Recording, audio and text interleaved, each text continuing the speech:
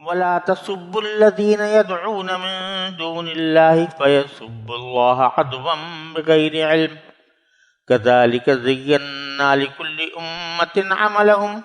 ثم إلى ربهم مرجعهم فينبئهم بما كانوا يعملون وأقسموا بالله جهد أيمانهم لئن جاءتهم آية ليؤمنن بها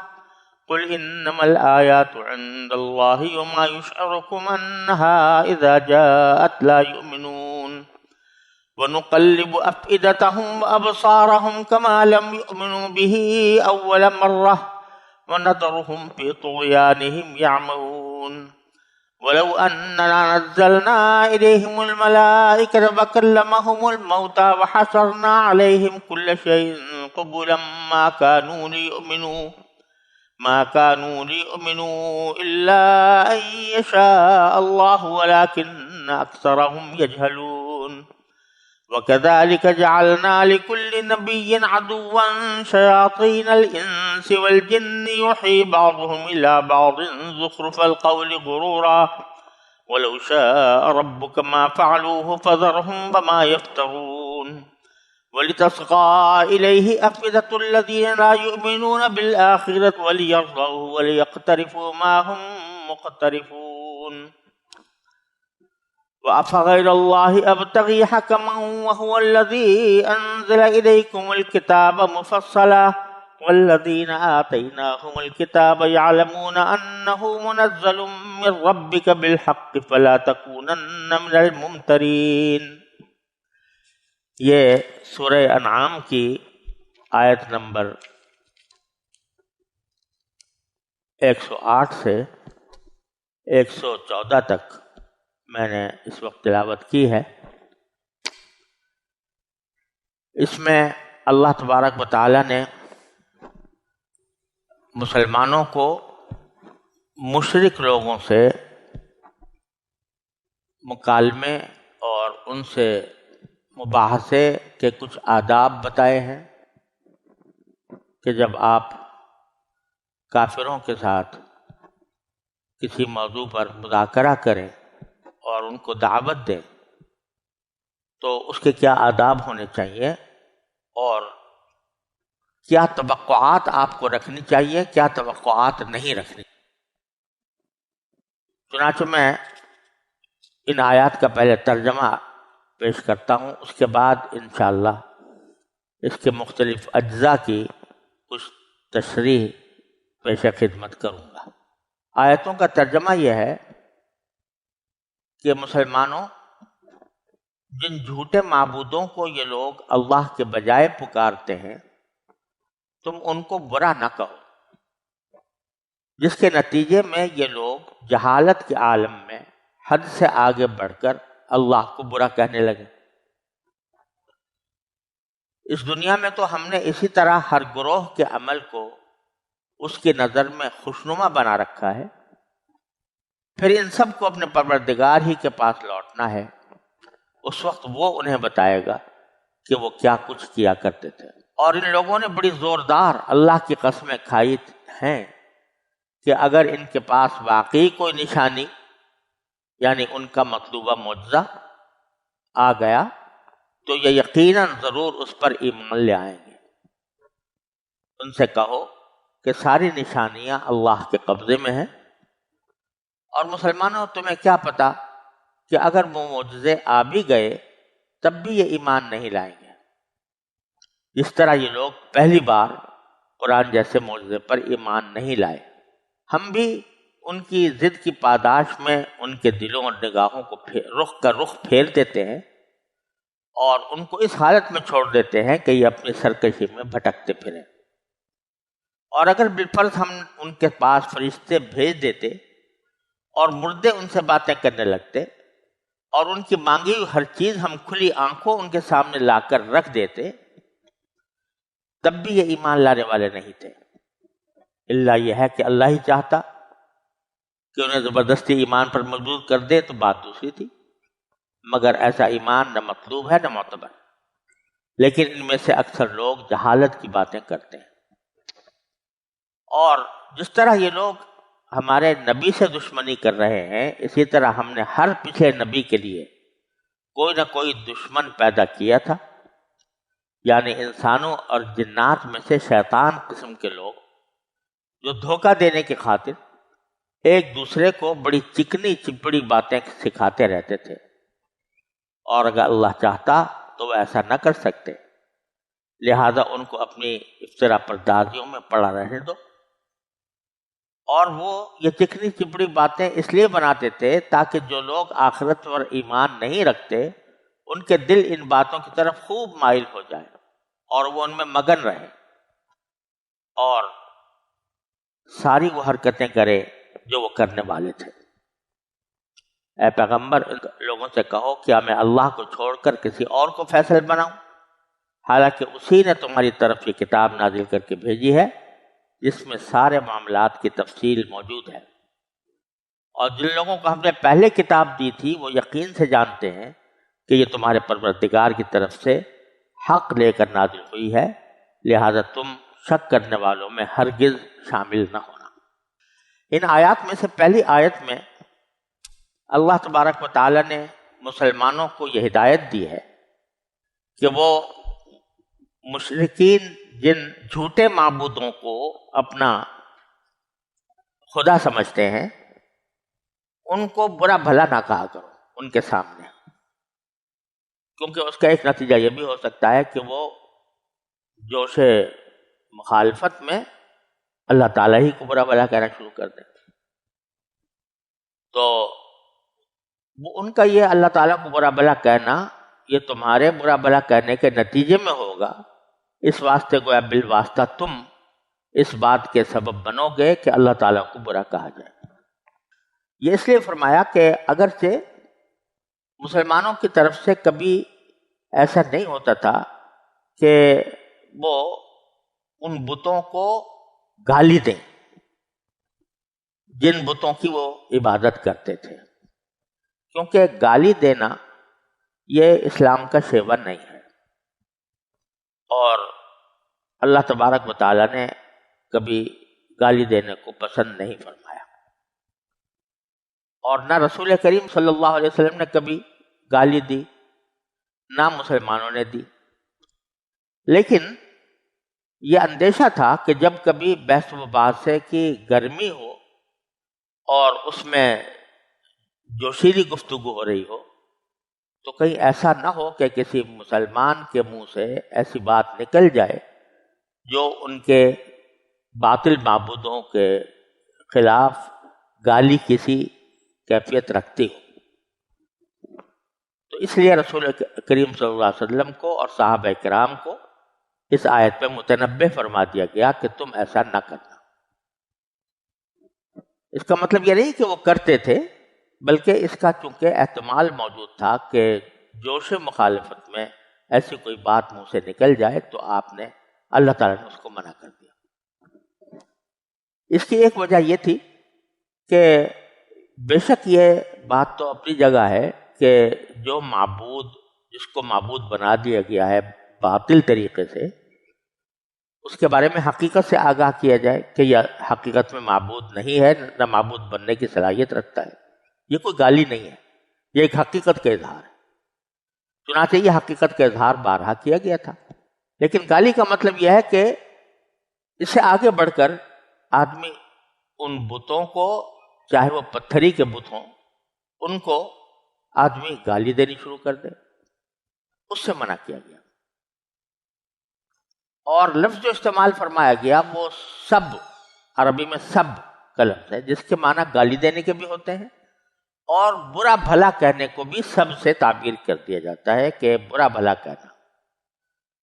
تو ایسا برا بھلا کہنا کہ جو گالی پر مشتمل نہ ہو بلکہ ویسے ہی برا کہا جا رہا ہو کسی کو، تو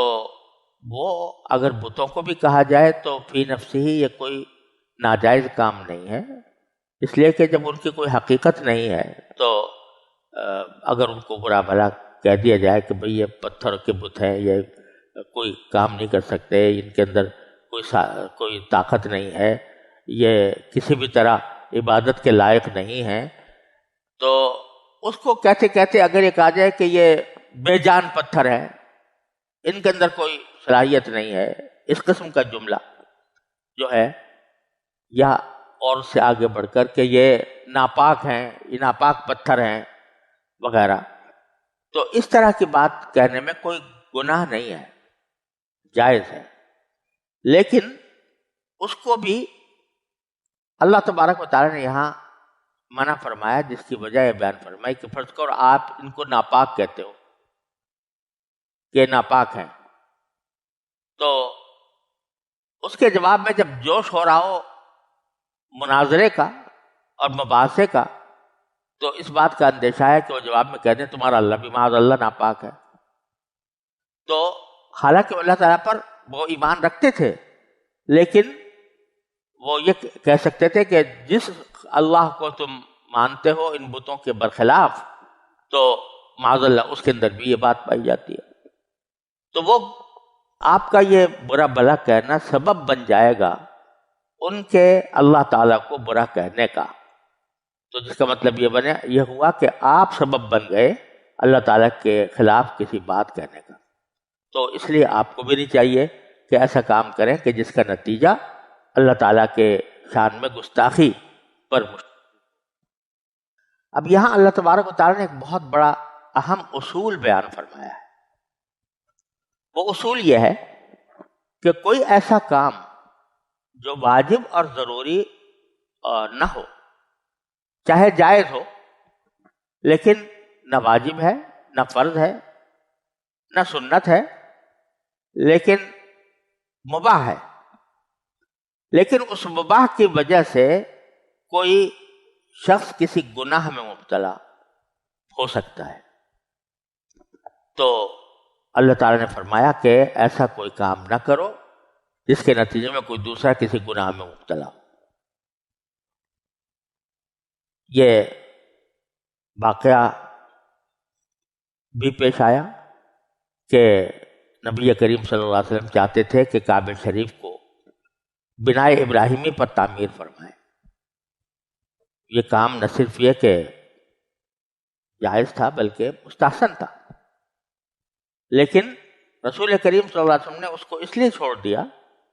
کہ کہیں ایسا نہ ہو کہ یہ لوگ جو ابھی ابھی تازہ مسلمان ہوئے ہیں، کعبے کو جب منہدم کیا جائے گا یا اس کے اندر کوئی تصرف کیا جائے گا تو کہیں یہ بعد میں اب اس حمیت کے جوش میں کہیں اس کام کے اوپر طعن و تشنیع نہ شروع کر دیں، رسول کریم صلی اللہ علیہ وسلم کے خلاف کوئی محاذ نہ بنا لیں. تو اس لیے آپ نے وہ چھوڑ دیا. تو اور یہ فرمایا کہ چونکہ یہ قوم جو ہے ابھی تازہ مسلمان ہوئی ہے، تو کوئی ایسا کام کرنا جو ان کے جذبات کو مشتعل کرے یہ مناسب نہیں، تو چھوڑ دیا آپ نے. تو ایسا کام کہ جو فی نفسی واجب نہ ہو اس کو چھوڑ دینا تاکہ دوسرا اس کے جواب میں کسی گناہ کا سبب نہ بنے، یہ بھی اہم بات ہے. اور ہمارے اکابر بزرگوں سے اس طرح کے کئی واقعات منقول ہیں. حضرت حسن بصری اور امام محمد بن سیرین رحمۃ اللہ علیہما، ان کے بارے میں منقول ہے کہ وہ دونوں حضرات ایک جنازے کی نماز میں شرکت کے لیے گئے. وہاں دیکھا کہ مردوں کے ساتھ عورتوں کا بھی اجتماع ہے. اس کو دیکھ کر محمد بن سیرین واپس ہو گئے، لیکن حضرت حسن بصری نے فرمایا کہ لوگوں کی غلط روش کی وجہ سے ہم اپنے ضروری کام کیسے چھوڑ دیں؟ نماز جنازہ فرض ہے، اس کو اس مقصدے کی وجہ سے ترک نہیں کیا جا سکتا. ہاں، اس کی کوشش اپنی حد تک کی جائے گی کہ یہ مقصدہ مٹ جائے. یہ واقعہ روح المعانی میں علامہ آلوسی نے نقل کیا ہے. تو وہاں جنازے میں شریک ہونا واجب تو نہیں تھا کیونکہ فرض کفایہ ہے نماز جنازہ. تو حضرت محمد بن سیرین رحمۃ اللہ علیہ نے یہ سمجھا کہ نماز جنازہ فرض عین تو ہے نہیں، لہذا اور جا کر اندیشہ ہے کہ مرد و عورت کا جو اختلاط ہے اس کے گناہ میں کہیں مبتلا نہ ہو جائیں، اس لیے واپس چلے گئے. لیکن حضرت حسن بصری رحمۃ اللہ علیہ نے فرمایا کہ چونکہ اگرچہ فرض کفایہ ہے لیکن فی نفسی ہی مطلوب ہے ایک مسلمان کے نماز جنازہ میں شرکت، تو اس لیے ہم اس مفسدے کی وجہ سے وہ اصل بات کو نہیں چھوڑیں گے۔ تو یہ بات یہ ہے کہ قول فیصل یہ ہے کہ اگر کوئی بات صرف جائز ہے اور زیادہ سے زیادہ مستحسن ہے، مستحب شرعی نہیں بلکہ مستحسن ہے، تو اس صورت میں اگر کوئی کام کرنے کے نتیجے میں کسی دوسرے سے کسی گناہ کے سرزد ہونے کا اندیشہ ہو تو اس صورت میں اس کام کو چھوڑ دینا چاہیے تاکہ وہ دوسرا اس گناہ میں مبتلا نہ ہو۔ حضرت ابراہیم نخعی رحمۃ اللہ علیہ سے بھی یہ منقول ہے کہ وہ اپنے ایک شاگرد کے ساتھ جایا کرتے تھے۔ ابراہیم نخعی خود بھی اپنے کسی جسم کے کسی حصے سے معذور تھے اور ان کا ایک شاگرد بھی کچھ معذور تھا۔ دونوں جب نکلتے تھے بازار میں تو لوگ مذاق اڑایا کرتے تھے۔ استاد نے کہا شاگرد سے کہ آپ میرے ساتھ نہ چلا کرو تاکہ لوگ مذاق نہ اڑائیں۔ تو حضرت ابراہیم نخعی کے شاگرد نے جواب میں کہا مالانا نؤجر و یأثمون،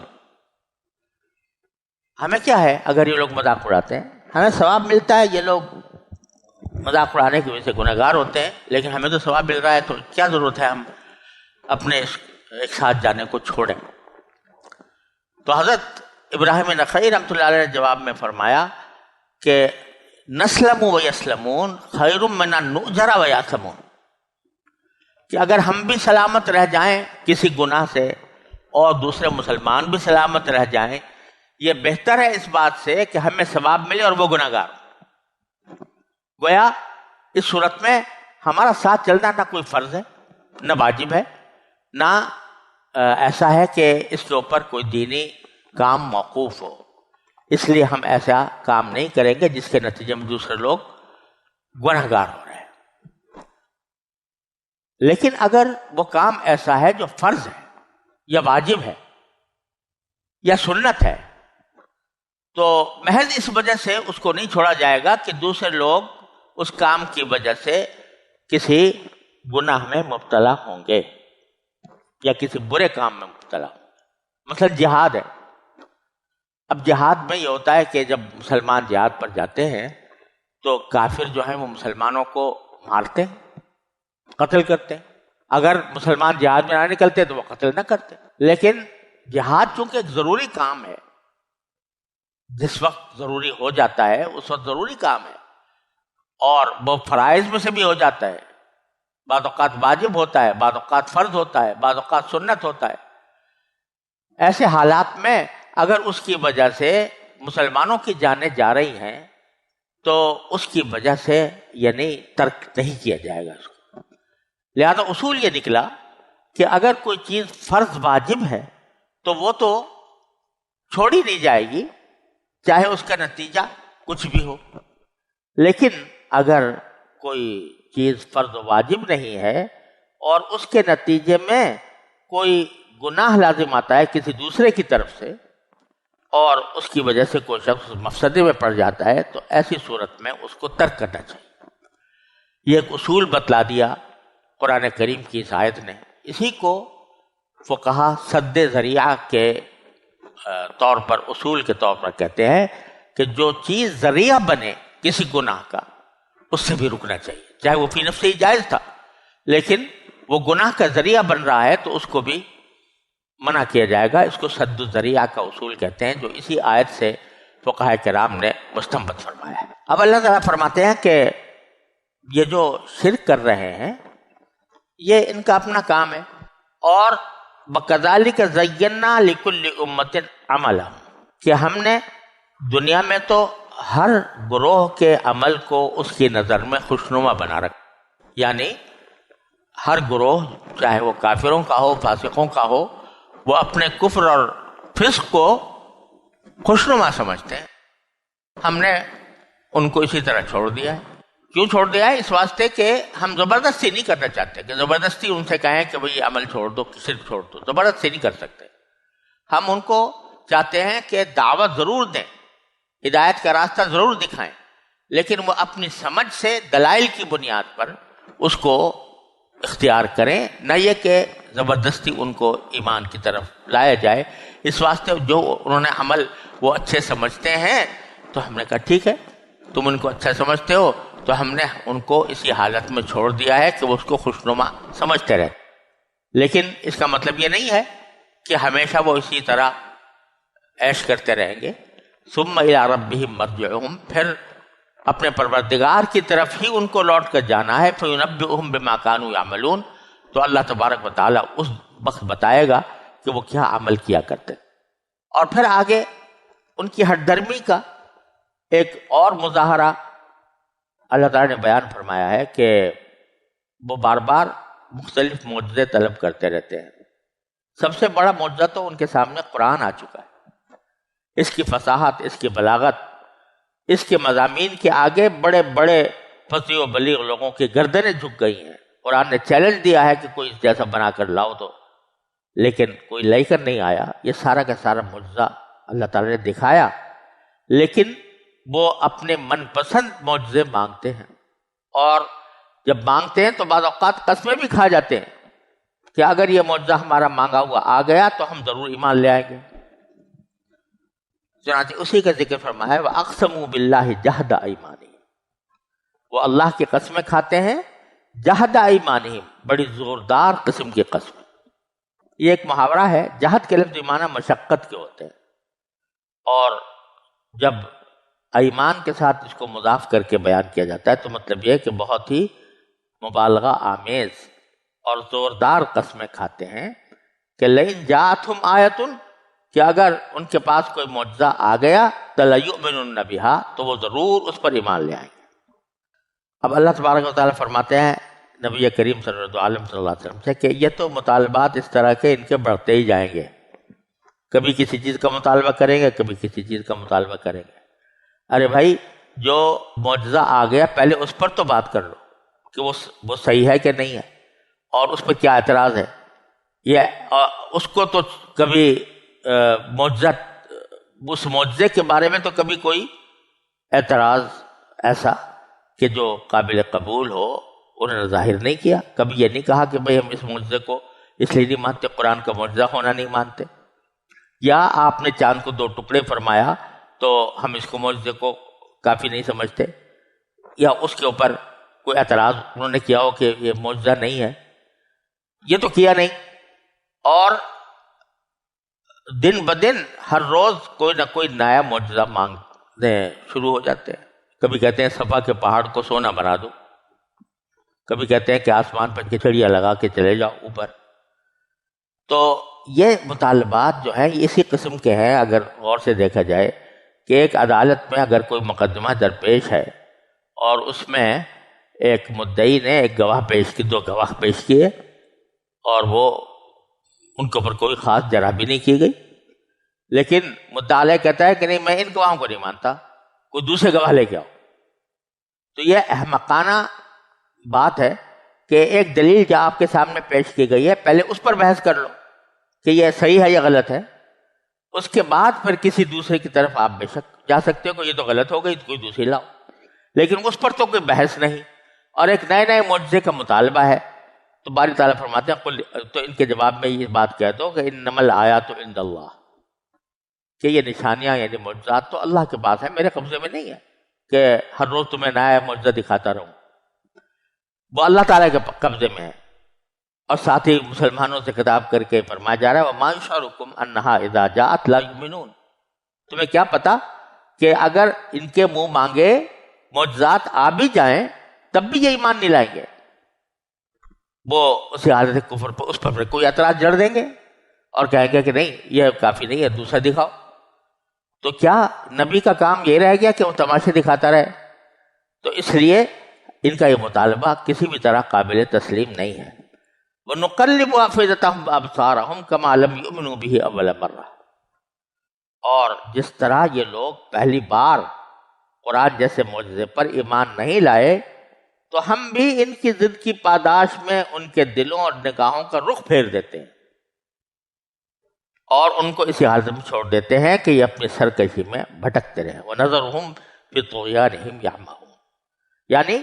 جب ایک آدمی ضد پر اڑ جائے، مجھے صحیح بات تو ماننی ہی نہیں ہے، تو پھر اللہ تبارک و تعالیٰ بھی اس کو چھوڑ دیتے ہیں کہ اچھا ضد پہ اڑے رہو، اور ان کے دلوں کے اوپر اور نگاہوں کے اوپر اللہ تبارک و تعالیٰ ان کے رخوں کو پھیر دیتے ہیں. یعنی اگر ان کے اندر ذرا قبول حق کا مادہ ہوتا تو اللہ تبارک و تعالیٰ ان کے دل کو حق کی طرف پھیرتے، لیکن وہ اڑے ہوئے ہیں اس بات پر کہ ہمیں کفر ہی کرنا ہے، انکار ہی کرنا ہے، تو اللہ تعالیٰ نے ان کے رخ کو ان کے خواہشات کے مطابق کفر کی طرف پھیر رکھا ہے. تو ان کے دلوں کو اور ان کی آنکھوں کو ہم پھیر دیتے ہیں، اس کا رخ پھیر دیتے ہیں، جیسے کما لم یؤمنوا بہ اول مرہ، جیسے کہ یہ پہلے مرتبہ جو معجزہ دکھایا گیا اس کے اوپر ایمان نہیں لائے، تو اب نیا معجزہ دکھا کر یہ کا جو مطالبہ کر رہے ہیں تو ہم ان کا رخ اس کے پر ایمان لانے سے پھیر دیں گے، کیونکہ یہ چاہتے ہی نہیں. وَنَذَرُهُمْ فِي طُغْيَانِهِمْ يَعْمَهُونَ. اور ان کو اس حالت میں چھوڑ دیتے ہیں کہ یہ اپنی سرکشی میں بھٹکتے رہیں. پھر اللہ تعالیٰ فرماتے ہیں وَلَوْ أَنَّنَا نَزَّلْنَا إِلَيْهِمُ الْمَلَائِكَةَ، اگر ہم ان کے اوپر بالفرض فرشتے بھیج دیتے، جیسے یہ مانگ رہے ہیں کہ فرشتے لے کے آؤ. وَكَلَّمَهُمُ الْمَوْتَى، اور مردے ان سے باتیں کرنے لگتے، جیسے کہ ان کا مطالبہ تھا. بعض اوقات نبی کریم صلی اللہ علیہ وسلم سے یہ مطالبہ کرتے تھے کہ ہمارے جو آبا و اجداد مر چکے ہیں ان کو زندہ کر کے ہمارے سامنے لے آؤ، وہ گواہی دے دیں کہ ہاں یہ جو کچھ کہہ رہے ہیں صحیح کہہ رہے ہیں، تو ہم مان لیں گے. تو اگر وہ مردے بھی ان سے باتیں کرنے لگتے، وَحَشَرْنَا عَلَيْهِمْ كُلَّ شَيْءٍ قُبُلًا، اور ان کی مانگی ہوئی ہر چیز ہم کھلی آنکھوں ان کے سامنے لا کر رکھ دیں، مَا كَانُوا لِيُؤْمِنُوا، پھر بھی یہ ایمان لانے والے نہیں ہیں. اِلَّا أَن يَشَاءَ اللَّهُ، الا یہ کہ اللہ ہی چاہے، یعنی اللہ ہی زبردستی ان کو ایمان پر لے آئے. تو یہ پہلے ہی عرض کر چکے ہیں کہ زبردستی اللہ تعالیٰ کو یہاں دنیا میں نہیں کرنی کسی کے اوپر. اگر کسی کا دل چاہتا ہے مومن ہونا تو مومن ہو جائے، جس کا دل چاہتا ہے کافر ہونا تو کافر رہے. اللہ تعالیٰ زبردستی کسی کو ایمان نہیں، لا اکراہ فی الدین پہ سے گزر چکا ہے. ولیکن اکثرہم یجہلون، لیکن ان میں سے اکثر لوگ جو ہیں وہ جہالت کی باتیں کرتے ہیں. وَكَذَلِكَ جَعَلْنَا لِكُلِّ نَبِيٍّ عَدُوًّا شَيَاطِينَ الْإِنسِ وَالْجِنِّ. اور اب رسول کریم صلی اللہ علیہ وسلم کو تسلی دی جا رہی ہے کہ یہ معاملہ جو آپ کے ساتھ یہ کفار یا مشرکین کر رہے ہیں یہ کوئی نیا معاملہ نہیں ہے، پچھلے جو انبیاء کرام ہوئے ہیں ان کے ساتھ بھی ایسا ہی ہوتا رہا ہے. وَكَذَلِكَ جَعَلْنَا لِكُلِّ نَبِيٍّ عَدُوًّا، اسی طرح ہم نے ہر نبی کے لیے کوئی نہ کوئی دشمن پیدا کیا تھا. وہ دشمن کون تھے؟ شیاطین الانس والجن، انسانوں اور جنات میں سے شیطان قسم کے لوگ، یعنی جو شر اپنے دلوں میں رکھتے تھے، ایسے دشمن پیدا کر دیے تھے انسانوں میں بھی اور جنات میں بھی، جو دھوکہ دینے کی خاطر کیا کرتے تھے کہ یوحی بعضهم الی بعض زخرف القول، کہ ان میں سے ایک دوسرے کے پاس چکری چپڑی باتیں کرتا تھا. یوحی اوحا یوحی سے نکلا ہے، جس کے معنی ہے کہ کوئی بات دل میں ڈالنا. اور بعضهم الی بعض سے پہلے بعض سے مراد ہے شیطان، اور دوسرے بعض سے مراد ہے کفار اور مشرکین. تو یہ شیطان جو ہیں یہ مشرکین کے دل میں ڈالتے تھے، کیا ڈالتے تھے؟ زخرف القول. زخرف کے معنی ہے مزین، زینت، اور یعنی ایسی بات جو باظاہر دیکھنے میں خوشنما معلوم ہوتی ہے. اس کا بامحاورہ ترجمہ کیا گیا چکنی چپڑی باتیں، وہ ان کے دلوں میں ڈالتے تھے غرورا، دھوکہ دینے کے لیے. تو اسی طرح یہاں پر بھی ہو رہا ہے کہ جب ان لوگوں نے روش اناد کی اختیار کر رکھی ہے تو شیطان نے ان پر قبضہ جما لیا ہے، اور اس کے دلوں میں ایسی ایسی باتیں ڈالتے ہیں جو جن کو یہ بڑا خوشنما سمجھتے ہیں اور حقیقت میں باطل ہے. وَلَوْ شَاءَ رَبُّكَ مَا فَعَلُوا، دوبارہ فرمایا باری تعالیٰ نے کہ اگر اللہ تمہارا پروردگار چاہتا تو یہ کام نہ کر سکتے، یعنی یہ شیاطین نہ کر سکتے. یعنی وہی بات کہ زبردستی ان کو روک دیا جاتا اور زبردستی ان کو شرک سے روک دیا جاتا، لیکن زبردستی مطلوب نہیں تھی. تو فذرہم وما یفترون، لہذا ان کو چھوڑ دو. کس حالت میں؟ کہ اپنی افطرا پردازیوں میں پڑے رہیں. وَلِتَصْغَىٰ إِلَيْهِ أَفْئِدَةُ الَّذِينَ لَا يُؤْمِنُونَ بِالْآخِرَةِ، اور وہ انبیاء کے دشمن چکنی چپڑی باتیں اس لیے بناتے تھے تاکہ جو لوگ آخرت پر ایمان نہیں رکھتے ان کے دل ان باتوں کی طرف خوب مائل ہو جائیں. یعنی وہ اپنی باطل باتوں کو مزین کر کے اور بہت گھی مکھن لگا کر اس طرح پیش کرتے تھے کہ یہ جو آخرت پر ایمان نہ رکھنے والے لوگ ہیں یہ اس کو دیکھ کر بڑے خوش ہوں اور ان کی طرف خوب مائل ہو جائیں. وَلِيَرْضَوْهُ، اور تاکہ اس میں وہ مگن رہیں. وَلِيَقْتَرِفُوا مَا هُمْ مُقْتَرِفُونَ، اور وہی حرکتیں کرتے رہیں جو یہ کر رہے تھے. یعنی ان کو بڑھاوا دیا جاتا تھا شیاطین کی طرف سے کہ بھئی تم جو کام کر رہے ہو بڑے شاندار کام ہے اور اس کو نہ چھوڑنا. چنانچہ وہ ان کی باتوں میں آ کر تو انہی حرکتوں میں مبتلا رہتے تھے. اب باری تعالیٰ کا نبی کریم سرورت عالم صلی اللہ علیہ وسلم کو یہ خطاب ہے کہ یہ کہو لوگوں سے کہ افغیر اللہ ابتغی حکما، کیا میں اللہ کو چھوڑ کر کسی اور کو فیصل بناؤں؟ وَهُوَ الَّذِي أَنزَلَ إِلَيْكُمُ الْكِتَابَ مُفَصَّلًا، حالانکہ وہی اللہ تبارک و تعالیٰ ہے جس نے تمہارے پاس یہ کتاب نازل کر کے بھیجی ہے جس میں سارے معاملات کی تفصیل موجود ہے. اور تم لوگ تو چاہے کتنے بھی مخالفت کرتے رہو، والذین آتیناہم الکتاب، وہ لوگ جن کو ہم نے پہلے کتاب دی تھی تورات یا انجیل، یعلمون، وہ یقین سے جانتے ہیں انہ منزل من ربک بالحق، کہ یہ قرآن تمہارے پروردگار کی طرف سے برحق نازل کیا گیا ہے. فلا تکونن من الممترین، لہذا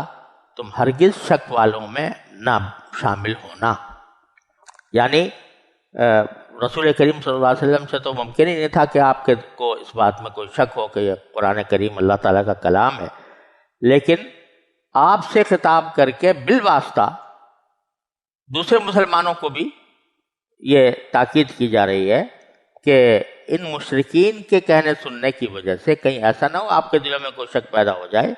یہ تو اللہ تعالیٰ کی طرف سے نازل کی ہوئی کتاب ہے، اور جن پر پہلے کتابیں اتری تھیں وہ یقین سے جانتے ہیں، جیسے کہ سورہ بقرہ میں آیا کہ وہ اس کو اس طرح جانتے ہیں جیسے اپنے بیٹوں کو پہچان، کہ یہ کلام واقعتاً اللہ تعالیٰ کا کلام ہے. فلا تکونن من الممترین، لہذا تم شک کرنے والوں میں شامل نہ ہونا. وآخر دعوانا الحمدللہ رب العالمین.